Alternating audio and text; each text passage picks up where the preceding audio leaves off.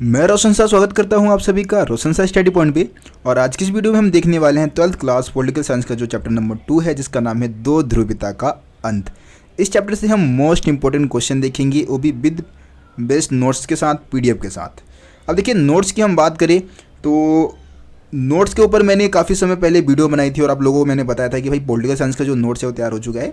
और इसमें मैंने क्या किया है, लगभग 3 चैप्टर के नोट्स ऐड किए हैं, जिसमें चैप्टर नंबर 2 आपके सिलेबस में आ रहा है, आपको पता है, ठीक है। तो चैप्टर नंबर 2, 4 और 5, इन 3 चैप्टर के नोट्स मैंने आप लोगों को प्रोवाइड करा दिया है। जिसमें से अगर हम नाम की बात करें तो दूसरे चैप्टर का नाम है दो ध्रुवीयता का अंत, जो चौथा चैप्टर है सत्ता के नए केंद्र और समकालीन दक्षिण एशिया। इसमें क्या है कि भाई नए टॉपिक भी ऐड किए गए हैं, जितने भी नए टॉपिक है सबको मैंने नोट्स में ऐड कर दिया है, और उसको आप पढ़ लेंगे तो है बहुत सारी चीज़ें आपको क्लियर हो जाएगा।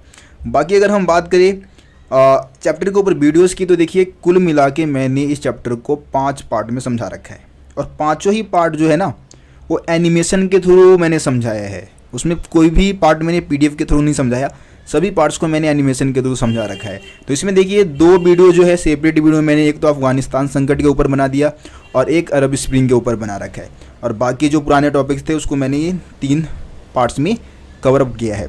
तो चैप्टर की वीडियो को जरूर देखिए, इंपॉर्टेंट क्वेश्चन से ज़्यादा जरूरी है चैप्टर की वीडियो को देखना, क्योंकि अगर आपका चैप्टर कॉन्सेप्ट क्लियर है, कहीं से भी कुछ भी क्वेश्चन आ जाए आप बहुत ही आसानी से उसका आंसर दे पाएंगे। तो यार चैप्टर की वीडियो को जरूर देखिए, लिंक आपको डिस्क्रिप्शन में मिल जाएगा। नोट्स को जरूर डाउनलोड कर ले। चैप्टर की वीडियो और नोट्स डाउनलोड करने के बाद आपको और कुछ करने की जरूरत नहीं है। चैप्टर की वीडियोस को देख रखा है, चैप्टर को समझ रखा है, नोट्स को आपको क्या करना है, 1 बार 2 बार 3 बार जितनी बार हो सके आपको रीड करना है, ठीक है। तो ये सारी चीज़ें करना है। बाकी हम इंपॉर्टेंट क्वेश्चन की वीडियो की आज हम बात कर लेते हैं।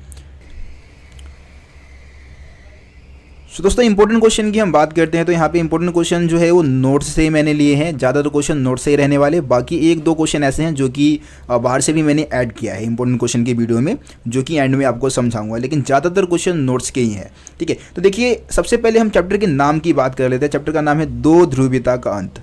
तो भैया ये दो ध्रुवीयता के अंत का मतलब क्या है, पहले हम ये समझाइए। देखिए दो ध्रुवीयता के अंत के मतलब को आप समझना चाहते हैं तो आपको सेकेंड वर्ल्ड वॉर के समय में जाना होगा। द्वितीय विश्व युद्ध के समय काल की हम बात कर लेते हैं। कब हुआ था भाई ये युद्ध? 1939 से लेके 1945 के बीच में, है ना। और इसके बाद पूरी दुनिया स्पष्ट रूप से कितने खेमे में बट गई थी? 2 खेमे में, मतलब 2 ध्रुवों में बट गई थी दुनिया, है ना। एक ध्रुव का नेतृत्व यूएसए के तरफ मतलब नेतृत्व कर रही थी, और दूसरा जो गुट था वो यूएसएसआर के नेतृत्व में बनी थी, है ना, यानी कि सोवियत संघ। अब ये जो शीत युद्ध का समय काल स्टार्ट हो गया दूसरे विश्व युद्ध के बाद, 1945 से शीत युद्ध का समय काल स्टार्ट हुआ, लेकिन 1991 आते आते तक जो सोवियत संघ है यानी कि यूएसएसआर है उसका विघटन हो जाता है। तो इस तरीके से जो 2 ध्रुवीय जो दुनिया बना हुआ था, 2 ध्रुवों में बटा हुआ था, 2 गुटों में बटा हुआ था, वो क्या हो जाएगा? अब खत्म हो जाएगा। तो देखिए यहाँ से एक क्वेश्चन बहुत ही इंपॉर्टेंट है, और मैं लगभग 5 साल से देख रहा हूँ जो कि ये क्वेश्चन आता है सोवियत संघ के विघटन के कारण। आप पिछले 5 साल या 4 साल के क्वेश्चन पेपर को उठा के देखेंगे ना, हर क्वेश्चन पेपर में आपको क्वेश्चन नजर आ जाएगा। अभी हम आगे बात करने वाले हैं इस क्वेश्चन के ऊपर। देखिए सबसे पहले हम बात करें तो भाई ये सोवियत प्रणाली है क्या। सबसे पहला क्वेश्चन क्या है, सोवियत प्रणाली क्या थी। देखिए सोवियत प्रणाली जो है या जो सोवियत संघ है वो 1917 में अस्तित्व में आया था। कब आया अस्तित्व में? 1917 में, जब रूस में बोल्शेविक क्रांति हुई थी, या इसको हम समाजवादी क्रांति भी बोलते हैं, समाजवादी क्रांति हुई थी। और उस क्रांति के बाद ये सोवियत संघ अस्तित्व में आया था। और ये क्रांति किसके खिलाफ हुई थी भाई? पूंजीवादी व्यवस्था के खिलाफ हुई थी। जो अमीर लोग हैं उनका जो समाज में दबदबा था, पूंजीपति लोग हैं उनके खिलाफ ये क्रांति हुई थी, और समाजवादी आदर्शों से एक तरीके से प्रेरित थी। मतलब कि समाज में क्या है, समानता की स्थापना करनी है, अमीरी गरीबी के बीच में जो भेदभाव उसको ख़त्म करना है, इसको लेकर ये रूसी क्रांति हुई थी। और एक तरीके से इस रूसी क्रांति के बाद, या मतलब रूसी क्रांति बोल रहा हूँ, समाजवादी क्रांति के बाद क्या था कि कम्युनिस्ट पार्टी को विशेष महत्व दिया गया है। या साम्यवादी दल है एक तरीके से कम्युनिस्ट पार्टी है, तो इसको विशेष महत्व दिया गया था। और इस कम्युनिस्ट पार्टी द्वारा जो सोवियत संघ में जो शासन व्यवस्था चलाई जाती थी उसी को हम क्या बोल देते हैं? सोवियत प्रणाली बोलते हैं, ठीक है। तो सोवियत प्रणाली आप लोग समझ गए होंगी। सोवियत प्रणाली 1917 में अस्तित्व में आई थी। कौन सी क्रांति के बाद? बोल्शेविक या समाजवादी क्रांति के बाद, ठीक है। किस विचारधारा पर आधारित थी? तो साम्यवादी विचारधारा, यानी कि समतामूलक समाज की स्थापना करना चाहती थी, यानी कि जो पूंजीवादी व्यवस्था है उसको पूरी तरीके से खत्म करना चाहती थी। और जो सोवियत प्रणाली है उसमें एक ही पार्टी को एक तरीके से महत्व दिया गया था, वह है कम्युनिस्ट पार्टी। और कम्युनिस्ट पार्टी द्वारा जो शासन व्यवस्था चलाई जा रही थी उसी को हम क्या बोलते हैं? सोवियत प्रणाली बोलते हैं। अब देखिए, सोवियत प्रणाली की कुछ सकारात्मक विशेषताएं थी, यानी कि इसकी प्रमुख विशेषताएं, या हम कह सकते हैं कि सोवियत संघ के क्या गुण थे। ठीक है, तो विशेषता की अगर हम बात करें तो भाई देखो, दूसरे विश्व युद्ध के बाद अगर हम बात करें तो ये महाशक्ति थी, दुनिया की महाशक्ति के रूप में उभरा था ये। और अगर हम अमेरिका को छोड़ दें तो इसकी अर्थव्यवस्था शेष दुनिया से मतलब कहीं ज़्यादा विकसित थी। दूसरी दुनिया से अगर हम बात करें तो अमेरिका के बाद सबसे ज़्यादा विकसित अर्थव्यवस्था अगर जो किसी की थी तो सोवियत संघ की ही थी। इसकी संचार व्यवस्था बहुत अच्छी थी भाई। संचार व्यवस्था यानी कि सूचनाओं का आदान प्रदान बहुत तेज गति से वहाँ पे होता था। ठीक है, इसके पास विशाल मात्रा में क्या थे, ऊर्जा संसाधन थी, जिसमें खनिज तेल, लोहा, इस्पात, मशीन, ये सारी चीज़ें इसके पास मौजूद थी। दूर दराज के इलाकों पे क्या था कि भाई मतलब आवागमन बहुत आसानी से हो जाता था। सड़क मार्ग, रेल मार्ग का निर्माण हो चुका था पूरे देश में, पूरे सोवियत संघ में। ठीक है, इसके अलावा सोवियत संघ की जो घरेलू उपभोक्ता उद्योग है, जो ज़रूरतमंद चीज़ों को जो बनाती थी, वो पिन से लेके कार तक हर चीज़ों का निर्माण वहाँ पे करती थी। तो किसी चीज़ की ज़रूरत मतलब दूसरे देशों से उनको मंगाना नहीं होता था, सब कुछ वहीं पे बन जाता था। सोवियत संघ में क्या था कि भाई लोगों का जो न्यूनतम जीवन स्तर था वो सुनिश्चित कर दिया गया था। न्यूनतम जीवन स्तर सुनिश्चित करने का मतलब है कि मूलभूत आवश्यकता की जो भी चीज़ें हैं वो सरकार बहुत ही सस्ते दाम पे लोगों को क्या करवाती थी, उपलब्ध करवाया करती थी। जिसमें से हम बात करें भाई स्वास्थ्य सेवा की, हम बात कर लेते हैं, शिक्षा है ना, बच्चों की देखभाल, लोक कल्याण की जो भी सेवाएं हैं वो सारी बिल्कुल सस्ते दाम पे, फ्री में कह दो कि फ्री में ही मुहैया करा रही है सरकार, है ना। बेरोजगारी बिल्कुल नहीं थी। तो ये तो सोवियत संघ की भाई सकारात्मक विशेषता है, सोवियत संघ के गुण हम कह सकते हैं। लेकिन कुछ कमियां भी थी इसमें, और वो कमियों के कारण ही सोवियत संघ का विघटन हुआ। और इस चैप्टर का सबसे इंपॉर्टेंट क्वेश्चन आ चुका है भाई, फिक्स फिक्स फिक्स। ठीक है ना, ये बहुत ही इंपॉर्टेंट क्वेश्चन है। और ऐसा मतलब मैं कह रहा हूँ तो बच्चे बोलेंगे कि भैया 4 साल से लगातार आ रहे हैं या 3 साल से लगातार आ रहे हैं, इस साल नहीं आएगा। ऐसे ही पहले भी होता था। पहले मैं बच्चों को बोलता था कि भाई ये क्वेश्चन आएगा, तो बच्चे यही कहते थे कि भाई भैया ये 3 साल से लगातार आ रहा है, इस साल तो आएगा ही नहीं। लेकिन फिर भी चौथे साल भी आ गया, है ना। फिर आगे आएंगे बच्चे बोलेंगे भैया ये 4 साल से लगातार आ रहे हैं, इस साल तो आएगा ही नहीं, तो अगले 5वें साल भी आ गया। तो यार लगातार ये क्वेश्चन आता है। और क्योंकि आपको पता है कि 2 ध्रुवीयता का अंत चैप्टर का हेडिंग ही है, तो जाहिर सी बात है कि सबसे मेन क्वेश्चन तो ये बनता है ना, सबसे मेन टॉपिक तो ये बनता है कि ये 2 ध्रुवीयता यानी कि जो यूएसएसआर का जो विघटन हुआ वो क्यों हुआ, आखिरकार उसके पीछे का मेन कारण क्या है। सोवियत संघ के विघटन के हम कारण की बात करते हैं। यहाँ पे लगभग 8-9 पॉइंट मैंने लिख रखा है। देखिए, सोवियत संघ के विघटन का सबसे पहला कारण ये था कि लोगों की आकांक्षाओं और उनकी इच्छाओं का पूरा नहीं हो, मतलब एक तरीके से उनकी जो इच्छाएं थी और उनकी जो आकांक्षाएं थी वो सोवियत संघ पूरा नहीं कर पा रही थी। मतलब सोवियत संघ ने वादे तो बहुत किए थे, लेकिन लोगों की ज़रूरतों को कहीं ना कहीं पूरा करने में असफल रही थी, है ना। दूसरा नौकरशाही का शिकंजा था यहाँ पे। नौकरशाही का शिकंजा का मतलब क्या है कि जो सरकारी अधिकारी है, सरकारी कर्मचारी है, वो क्या थे, पूरी तरीके से शासन व्यवस्था को अपने कंट्रोल में ले रखे थे और वो भ्रष्ट हो चुके थे, भ्रष्टाचार को फैला रहे थे, है ना, लोगों की बातों को नहीं सुनते थे। ठीक है, इसके अलावा तीसरा पॉइंट बता रहा है कम्युनिस्ट पार्टी का दबदबा था वहाँ पे। आपको पता है कि भाई सोवियत प्रणाली में या सोवियत संघ में एक ही पार्टी को महत्व दिया गया, वो है कम्युनिस्ट पार्टी। इसके अलावा कोई दूसरी पार्टी वहाँ पे थी नहीं। 70 सालों से शासन करती हुई आ रही है, लेकिन लोगों की भाई समस्याओं का समाधान ही नहीं कर रही है, लोगों की बातों को नहीं सुन रही है वो, तो इस कारण लोग नाराज थे। ठीक है, ये हो गया 3 पॉइंट। पश्चिमी देशों से पिछड़ जाना। अब देखो, सोवियत संघ कहीं ना कहीं पश्चिमी देश जो थे, पश्चिमी मुल्क है, यानी कि यूरोप के जो देश है, पश्चिमी यूरोप के जो देश है या फिर अमेरिका है, उनसे काफ़ी ज़्यादा ये सोवियत संघ पिछड़ चुका था। लोगों को एक तरीके से बेवकूफ़ बना रहा था सोवियत संघ की भाई हमारी अर्थव्यवस्था पश्चिमी देशों की अर्थव्यवस्था से काफ़ी ज़्यादा विकसित है। लेकिन वास्तविकता ये थी कि पश्चिमी देशों से उसकी जो अर्थव्यवस्था थी वो धीरे धीरे पिछड़ती जा रही थी, है ना। और इस कारण भी लोग सोवियत संघ और सोवियत संघ की जो व्यवस्था है उससे नाराज़ हो चुके थे। हथियारों पर अधिक खर्च कर दिया भाई। जाहिर सी बात है कि जो यूरोप के जो पूर्वी यूरोप के जो देश थे, पूर्वी यूरोप के देशों को अपने साथ मिलाने के लिए क्या किया था, उसने बहुत पैसे भी खर्च किए थे, है ना। और इसके अलावा हथियारों पर भी खर्च किया उसने, परमाणु हथियार बनवाए, नए नए हथियार बनवाए। ठीक है, क्योंकि उसको कहीं ना कहीं अमेरिका को भाई बीट करना था, अमेरिका से आगे निकलना था हथियारों की होड़ में। तो इस कारण बहुत ज़्यादा पैसे बहा दिए हथियार के पीछे। और जो मूलभूत ज़रूरत की मंद जो चीज़ें थी, उपभोक्ता की जो वस्तुएं थी, वो सब चीज़ों की कमी हो गई सोवियत संघ में। ठीक है, इसके अलावा अर्थव्यवस्था का गतिरोध होना। अगर हम 1970 से 80 के दशक की बात करें ना, तो 1970 से 80 के दशक तक इसकी अर्थव्यवस्था काफ़ी अच्छी थी। लेकिन 80 के बाद की अगर हम बात करें तो उस समय इसकी अर्थव्यवस्था धीरे धीरे कंगाले के गार पे जा रही थी। मतलब अर्थव्यवस्था का विकास कम होता जा रहा था। ठीक है, तो अर्थव्यवस्था का विकास कम होने का मतलब है कि जो उपभोक्ता वस्तुएं हैं उसकी कीमत बढ़ जाएगी, है ना। और मतलब जो जितनी आबादी है उसके लिए उपभोक्ता वस्तु उपलब्ध नहीं हो पाएगी। तो ये भी एक कारण माना जाता है। रूस की प्रभुता, यानी कि आपको पता है कि भाई 15 गणराज्यों में से रूस एक था, लेकिन हर मामले में रूस अपना दबदबा दिखाता था। बाकी दूसरे देश जो है, आपको पता है 15 देश है, लेकिन दूसरे देशों को कोई फैसले लेने नहीं दिए जा रहे हैं। वो अपने आप को दबा हुआ महसूस कर रहे हैं, सहमे हुए महसूस कर रहे हैं। बाकी हर एक फैसले में रूस का दबदबा होता था। तो इस कारण भी कहीं ना कहीं दूसरे देश सोवियत संघ से अलग होना चाहते थे।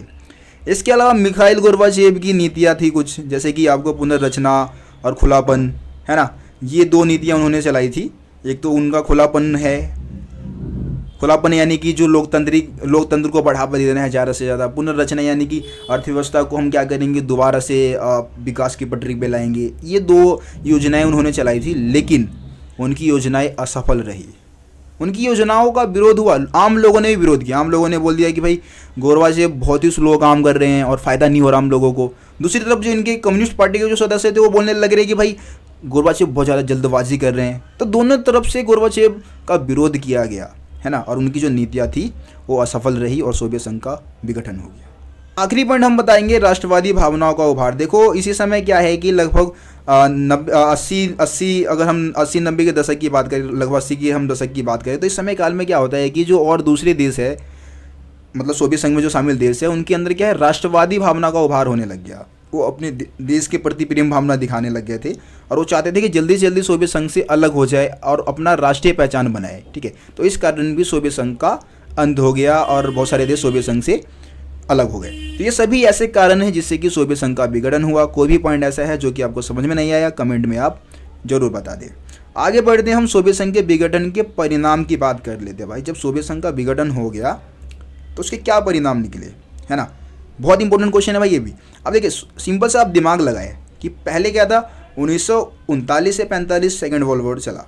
उसके बाद पूरी दुनिया में 2 गुटों का निर्माण हुआ, एक गुट अमेरिका के नेतृत्व में, दूसरा सोवियत संघ के नेतृत्व में। लेकिन अब सोवियत संघ खत्म हो चुका है, उसका वजूद ही नहीं है, मिट चुका है। बच गया कौन, सिर्फ अमेरिका बच गया। तो जाहिर सी बात है कि इतने लंबे समय से जो शीत युद्ध चला आ रहा था ना, सबसे पहले तो भाई शीत युद्ध की समाप्ति हो जाएगी, पहला पॉइंट। दूसरा, हथियारों की होड़ की समाप्ति हो जाएगी, क्योंकि अब अमेरिका के सामने कोई है ही नहीं कंपटीशन करने वाला, तो हथियारों की होड़ की भी समाप्ति हो गई। विश्व राजनीति में शक्ति संबंध बदल चुके थे, ठीक है ना। अब आप देखें तो भाई जो विश्व राजनीति में शक्ति संबंध बदलने का मतलब ये है कि दूसरे देशों का जो संबंध था वो भी अब बदल गया, क्योंकि सोवियत संघ मौजूद है नहीं। अमेरिका क्या है, अब एक महाशक्ति के रूप में उभर चुका है ना। वो जिसके साथ रहेगा संबंध बनाएगा। सोवियत संघ के साथ जितने देशों के जो संबंध थे वो सब टूट गए। तो इस तरीके से विश्व राजनीति संबंध में बदलाव आया, है ना। एक ध्रुवीय विश्व का निर्माण हो गया भाई। अब एक ध्रुवीय विश्व का मतलब है अमेरिकी वर्चस्व कायम हो गया पूरी दुनिया में। पूंजीवादी जो व्यवस्था थी वो सफल साबित हो गई। पूंजीवादी व्यवस्था साम्यवादी व्यवस्था से आगे निकल गई, कहीं ना कहीं रेस में जीत हो गई पूंजीवादी व्यवस्था की, और इस तरीके से पूरी दुनिया में अमेरिका का वर्चस्व कायम हो गया, है ना। अंतर्राष्ट्रीय संस्थाएं देशों की ताकतवर सलाहकार बन गई। अब बहुत सारी जो अंतर्राष्ट्रीय संस्थाएं हैं, जैसे कि विश्व बैंक है, मुद्रा कोष है, इन्होंने क्या किया, पूंजीवादी विचार को बढ़ावा देने के लिए विशेष कदम उठाए, और जो साम्यवादी देश के जो भी विघटित हुए थे सोवियत संघ से, उन सभी को क्या करना स्टार्ट कर दिया, सलाह देना स्टार्ट कर दिया। ठीक है, तो एक पॉइंट ये बता दें। इसके अलावा एकमात्र पूंजीवाद तथा उदारवाद लोकतंत्र की विचारधारा का उभार हुआ। ये पॉइंट हम ऊपर ही बात कर चुके हैं कि भाई पूंजीवादी विचारधारा अब सबसे प्रमुख रह गई थी।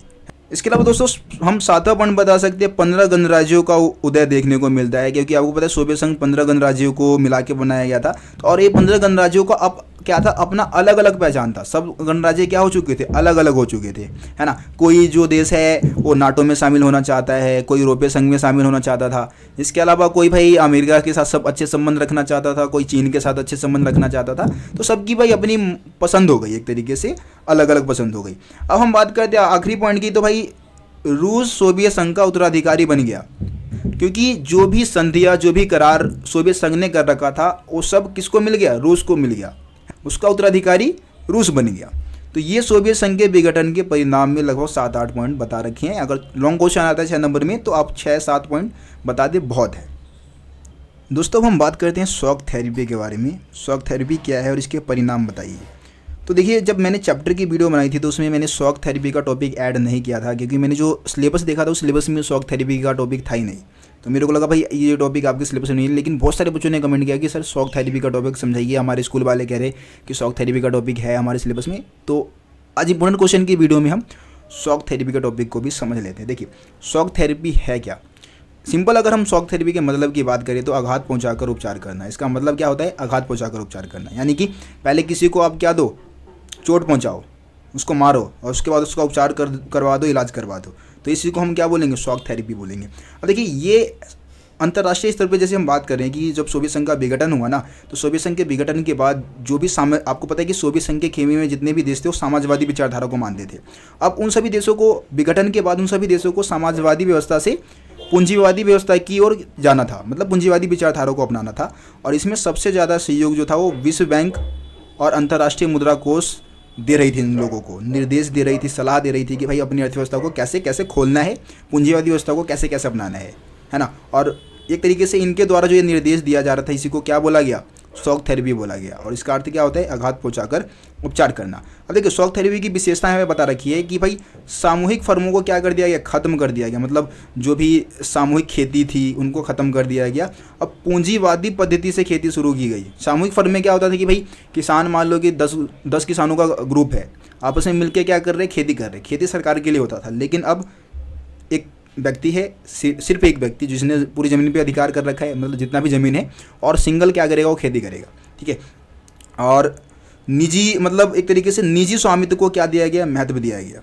सारी चीज़ें निजी हाथों में सौंप दी गई, है ना। मुक्त व्यापार को बढ़ावा दिया गया, यानी कि अब व्यापार क्या होगा, बिल्कुल फ्री ट्रेड होगा, कोई व्यापार पे कोई प्रतिबंध नहीं होगा। पहले सरकार क्या करती थी, व्यापार पे बहुत ज़्यादा प्रतिबंध लगा के रखती थी। अंतर्राष्ट्रीय व्यापार की बात कर रहा हूँ, एक देश से दूसरे देशों में जो व्यापार हो रहा है उसके ऊपर बहुत ज़्यादा प्रतिबंध लगा के रखती थी। लेकिन शॉक थेरेपी के कारण क्या हुआ कि अब समाजवादी देशों में भी मुक्त व्यापार होने लग गया। मुद्रा का परिवर्तन किया गया, एक देश की मुद्रा को दूसरे देश की मुद्रा में परिवर्तन किया गया, क्योंकि पूंजीवादी पद्धति के लिए क्या था, वित्तीय खुलापन होना बहुत ज़रूरी था, ठीक है। तो इसके अलावा हम बात कर सकते हैं सोवियत खेमे के देशों को का जो मौजूदा व्यापारिक संगठन था या जो भी गठबंधन सोवियत संघ के देशों ने किया था उसको समाप्त कर दिया गया।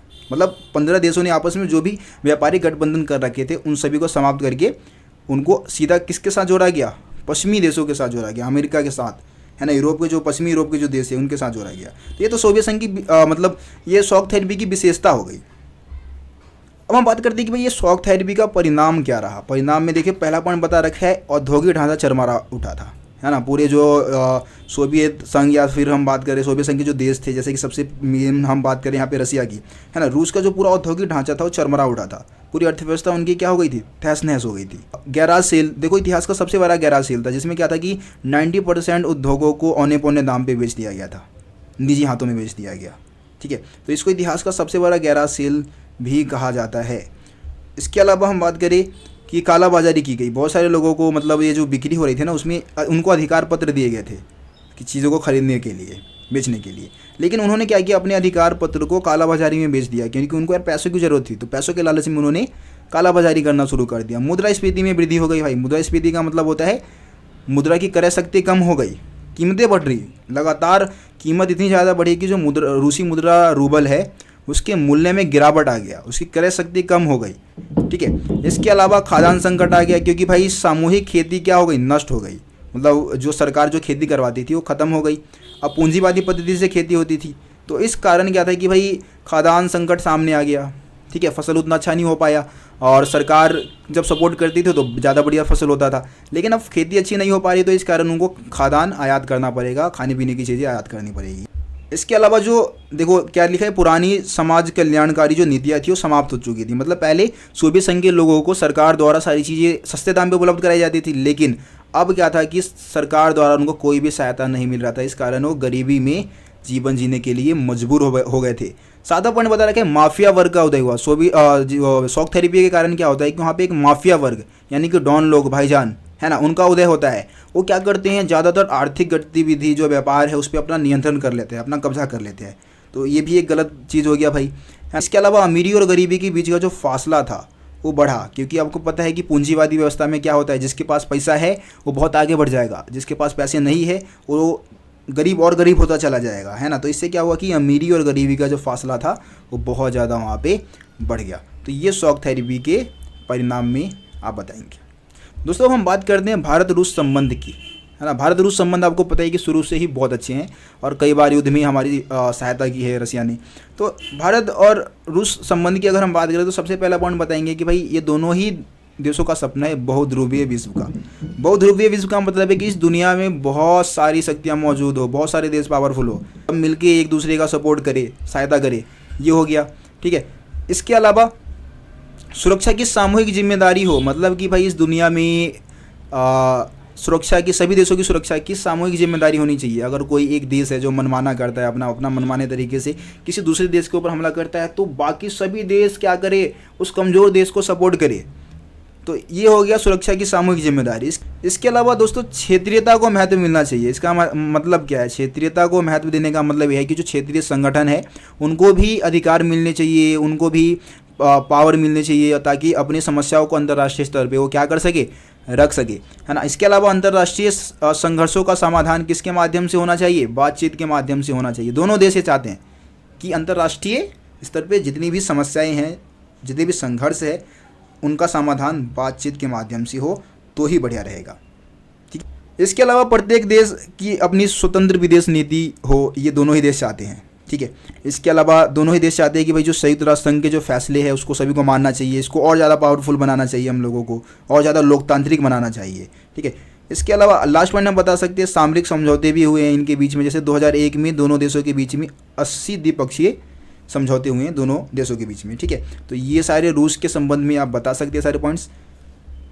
दोस्तों अब CIS की हम बात कर लेते हैं। CIS का फुल फॉर्म क्या है और इसको बनाने का क्या उद्देश्य था। देखिए CIS है स्वतंत्र राष्ट्रों का राष्ट्रकुल, यानी कि कॉमनवेल्थ ऑफ इंडिपेंडेंट स्टेट।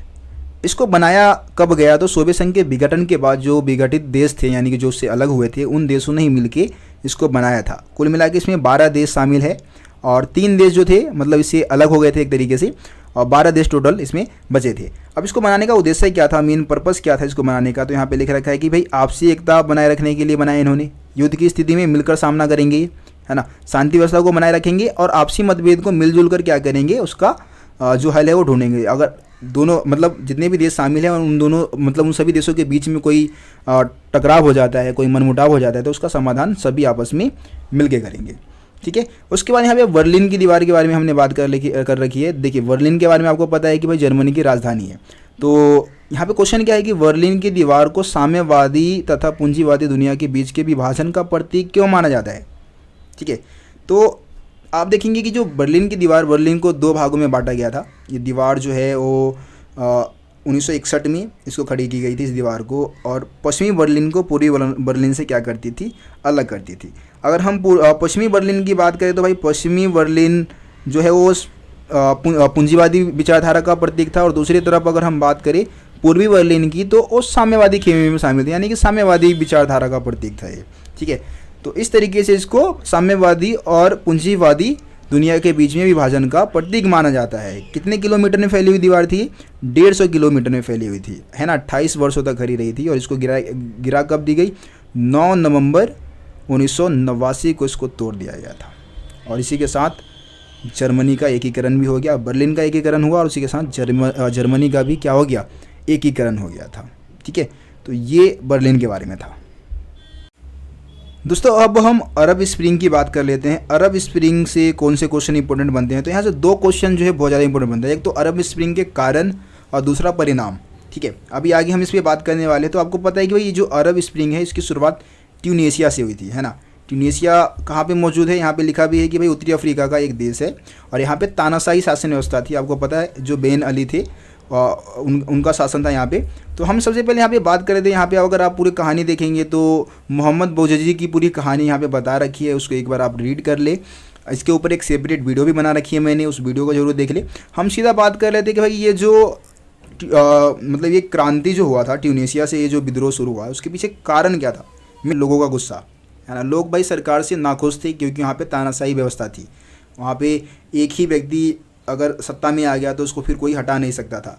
इसके अलावा भ्रष्टाचार बहुत ज़्यादा था, गरीबी बहुत ज़्यादा थी, बेरोज़गारी बहुत ज़्यादा थी। ये कारण माने जाते हैं ट्यूनीशिया में क्रांति होने का, अरब क्रांति की शुरुआत होने का। परिणाम क्या रहा देखिए, तो अगर हम ट्यूनीशिया की अगर हम बात करें तो अरब क्रांति की शुरुआत ट्यूनीशिया से हुई थी और ये जो क्रांति है वो सफल नहीं हो पाया, ट्यूनीशिया तक ही सीमित रह गया था, है ना। परिणाम ये निकला कि भाई ये सफल नहीं हो पाया, ट्यूनीशिया तक ही सीमित रह गया।